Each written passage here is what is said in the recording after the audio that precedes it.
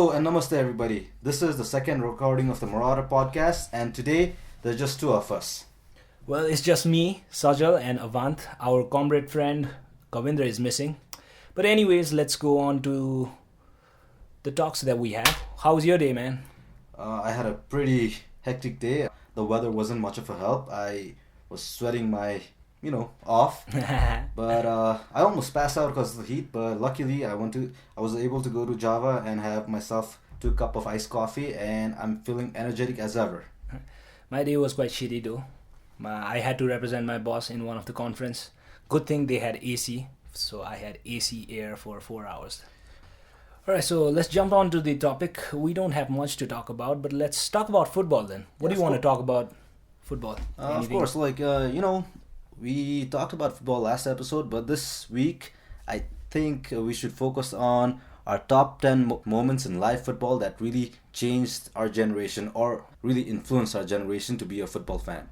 Oh yeah, that's a good topic. How about we list our top 10 moments in live football? If I can remember correctly, number one, I would like to talk about the 98 World Cup. We were just like kids. I remember I was just 8-year-old.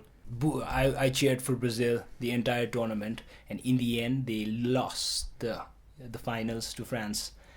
That was one of the craziest, exciting live football moment for me, I guess. How about you? That was one of my first World Cup as a football fan too, and I have very fond memory of Ronaldo, watching him play against Holland and France, but unfortunately all I knew about football was Ronaldo. But that's how I got into football, and it was very disappointing to see when Ronaldo could not perform in the final and eventually lost against Zidane, which actually made me a Zidane fan in hindsight. Yeah, of course, man. From that day onwards, I respect Zidane a lot. Where was he playing for? Juventus, actually, right? Yes, he was. He was playing for Juventus. He was doing good at that time. But then that was one of the first moments where, as a football fan, I really cried from my heart because I was cheering for Brazil. And from that day onwards, I didn't support France ever. And neither did I support Brazil ever. So I'm happy that they don't win these days. So I'm happy that the same thing is carrying on. Moving on, the second World Cup right after that, we were in grade 6, I guess. Yes, we were. The World Cup took place in Korea, Japan, 2002 World Cup. It was a fabulous moment. David Beckham was in his peak of his career, a style icon and everything. And then they showed us the game in the school itself. Our school was so generous that they took off and then showed the entire game, Brazil versus England, and it was a fabulous fan moment at that time. What do you remember, man? I would like to thank Sister Victoria for letting us watch the match, if she's listening. The thing I remember about the game was the entire school, like 1,000 or 2,000 of us, jam-packed into the auditorium. Damn. One side Brazil fan, the other side England fan. Man. For no reason, we were carrying posters. I don't know if they'll be able to see it, but then as a fanboy, Yep. We were carrying posters saying Ronaldo. People had David Beckham, the spike cut, the mohawk thing. It was such a fabulous thing. Didn't we all have mohawks at one point? Yeah, man, of course, man.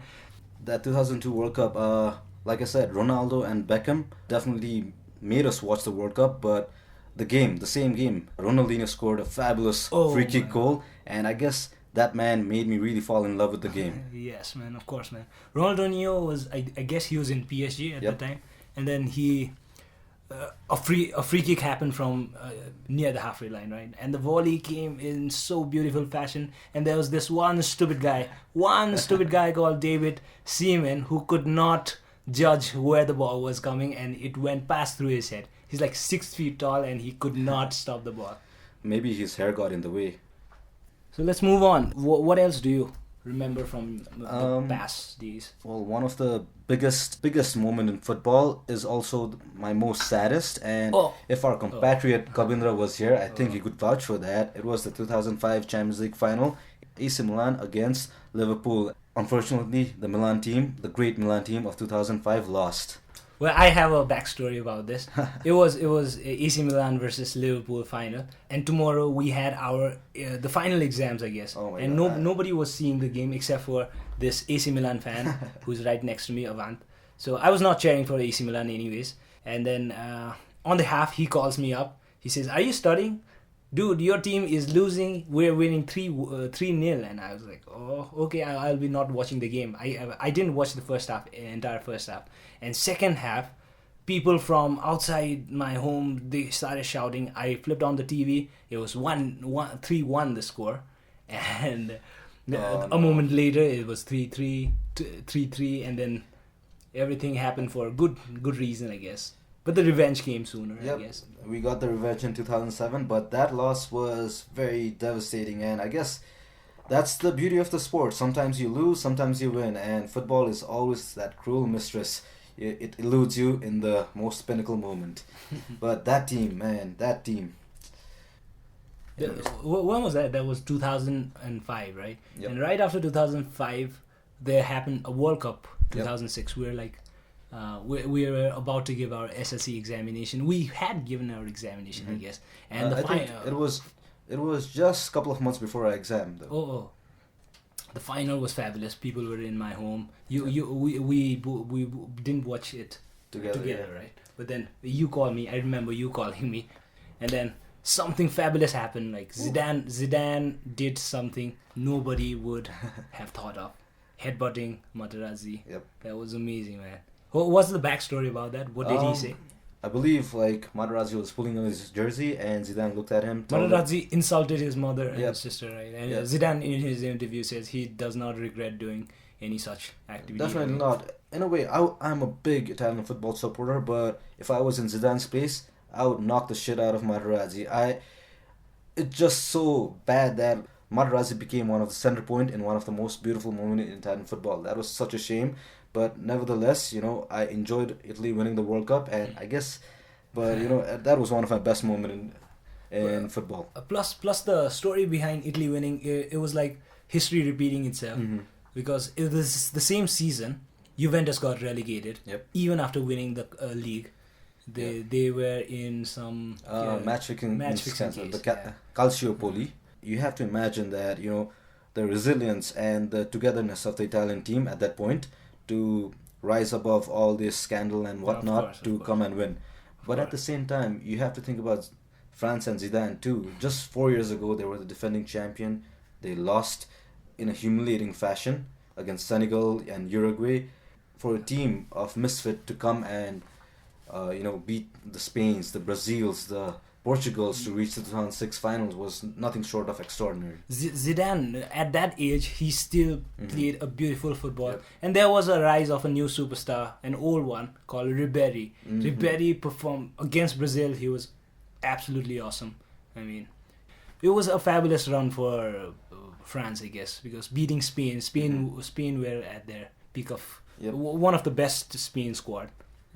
Then beating that team, then fighting against Brazil, and then the final was, it could have gone anyways. Anyways, if Zidane, what do you see? Even being an Italian fan, if Zidane was still there, you saw the penalty that he took, right? Yeah, I guess like world class penalty. And then if Zidane was there, something would have changed. They might have won it. And Thierry Henry at that point, the Arsenal player, he was such an underrated, but yet he was in his prime, and I think Totti knocked him out in the first minute of the game. So basically, one of the key strikers for the French team was playing injured.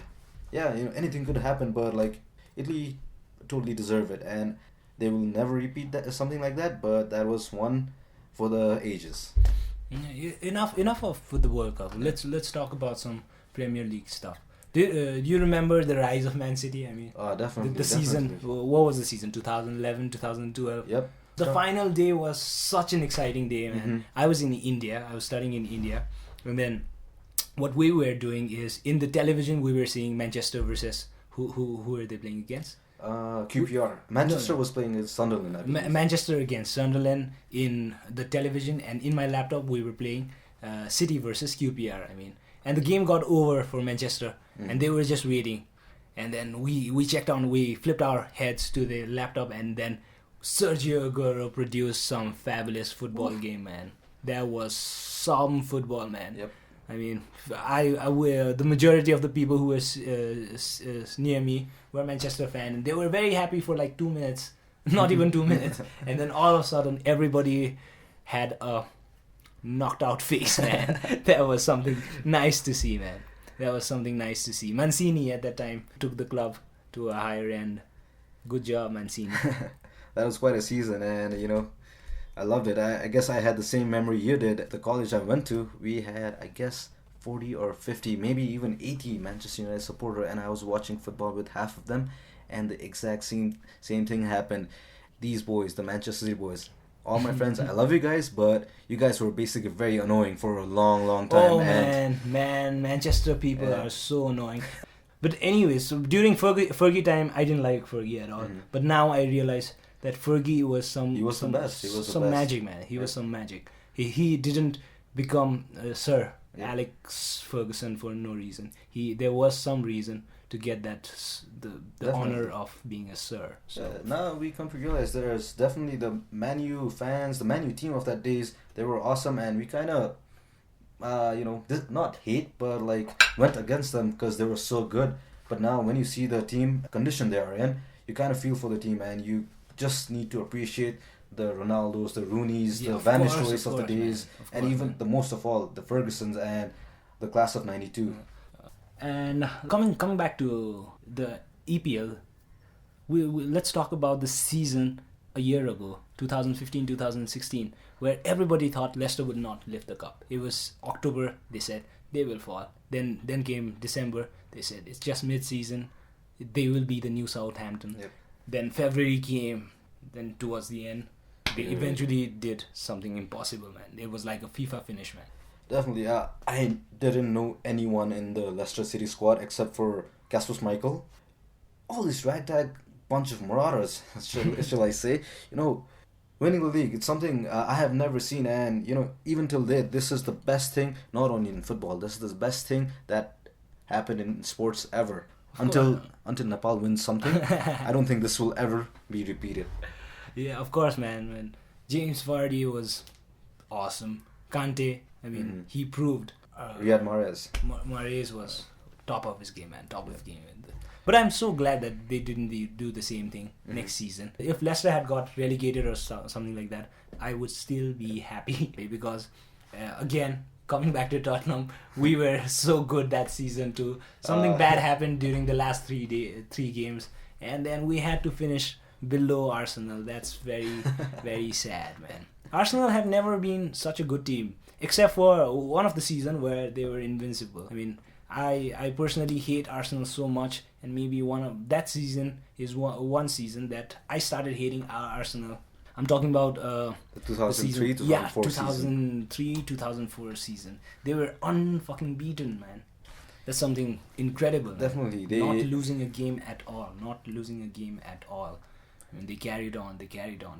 Patrick Vieira was a leading man at that time. Sol Campbell was in the same team. I mean, any footballer that I hate the most, I think Sol Campbell would be the one. Yep. They were the recipient of the only golden EPL trophy, winning the first match of their incredible 49-match run by beating Southampton 6-1 and eventually losing to Man U 2-0 in their 50th match. Okay, enough about English football. What do you remember from Nepal's football? Nepal's football, one of my first memory ever about football, my live memory, it's not watching TV, was the 1999 SAF Games in Nepal. Of course, man. SAF Games was a bigger deal that time, man. We remember we got a lot of merchandise from school. Yeah. The cheetah which played I don't know, leopard or cheetah. It was called Himkancha. I had a pencil box from Himkancha. I guess we got a keychain, the T-shirts, the caps and everything. Yeah, everything, man. And then didn't you go see one of the matches? Yeah, I was fortunate enough to go to 2 matches, one against Sri Lanka, but my biggest memory was in the Bangladesh Bangladesh versus Nepal in the final. I did not get to see the match at all. The crowd was jam-packed and we had only one ticket, and it was me and my dad, and he tried to lift me up as much as I can, but the poor guy could only lift me for such a long time, so I was on the floor watching the crowd, and more than watching the game, I enjoyed the environment.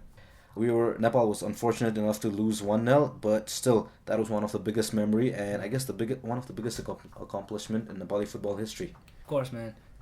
It was our home game. Everybody supposed that we would eventually win it. If it was India, Bangladesh, by the way, beat India to reach the finals. Yep. And then if it was India, it would have been difficult for us. But everybody was voting for Nepal, and beating Bangladesh would be easy. But then there was a corner. I remember they scored a goal from a corner, and that was a very heartbreaking moment in live football, I guess.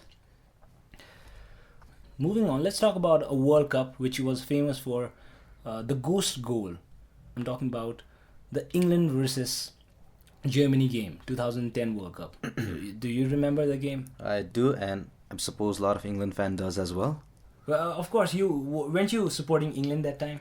No, I wasn't. I was watching the game with a lot of England supporters. Oh, nice, man. I was supporting Spain the whole tournament, and Germany did a fabulous thing by beating England. But then, talking about the England squad at that time, which didn't win anything, that was such a nice lineup, man. David James as keeper. There was John Terry again, Ashley Cole, John Terry, Frank Lampard, and Steven Gerrard played their final World Cup, I guess. Mm-hmm. And then Wayne Rooney was there. Jermaine Defoe was there. Joe Cole was fabulous at the time. Joe Cole was fabulous at that time, man. But then still, man, they didn't win anything. Neuer just came into the scene, I guess. Yep, he was still playing for Schalke at that point. Yeah.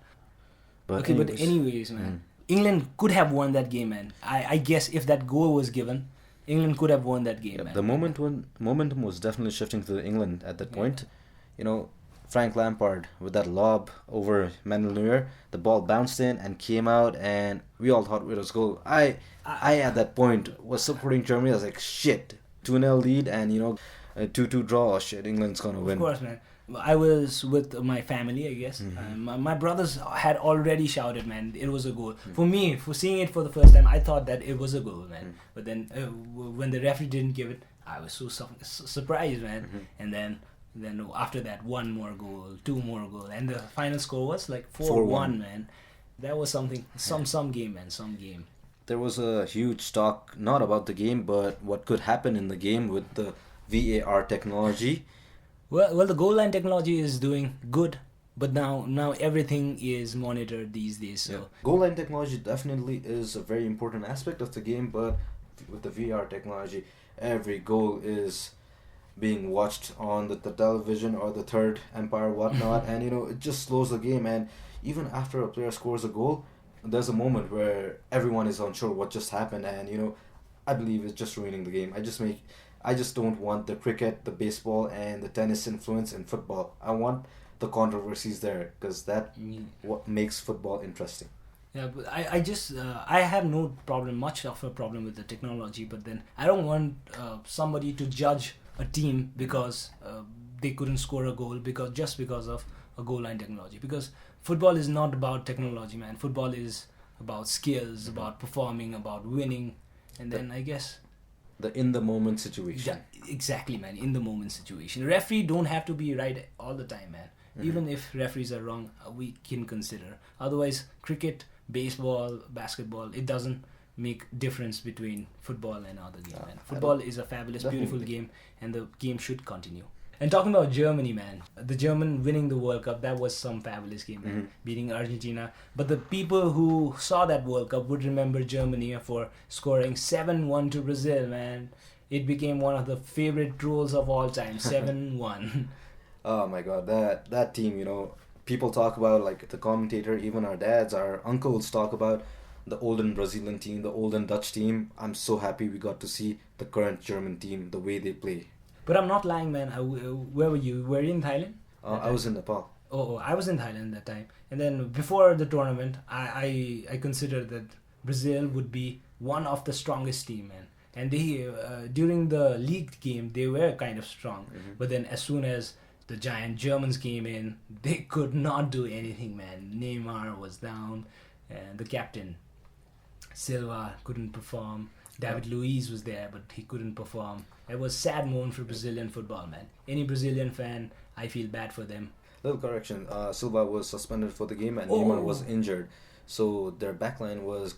Neymar didn't play. I remember Neymar not playing that game. But then he was the favorite of the tournament, man. He was the highlight of the tournament.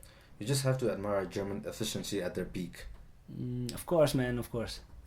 Well, anyways, that was our bit for today. We'd like to wrap up, and since it's Eid, we'd like to wish our audience, our friends, our audience, a very happy Eid. Eid Mubarak, everybody. And on that note, we would like to wrap up. Thank you, listeners. This is Sajal and Avant signing off. Goodbye.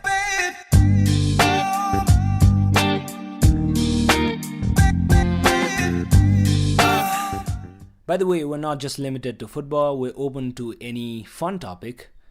The current issues, the pop culture, comic books, movies, anything. If you have any suggestion, do let us know. This is what you listen to in the Marauder.